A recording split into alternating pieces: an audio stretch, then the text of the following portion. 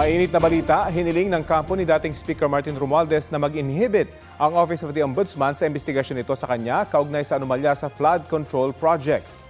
Sa pahayag ng kampo ni Romualdez, posible raw nabahiran na ng pattern of prejudgment ang investigasyon na labag sa due process.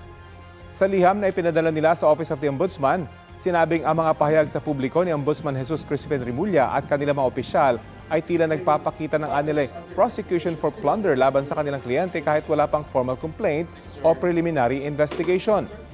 Sa kabuuan, ang mga naging pahayag ay gumawa raw ng impression na anumang investigasyon ay isang mere formality para mabigyang katwiran ang isang anilay preset outcome.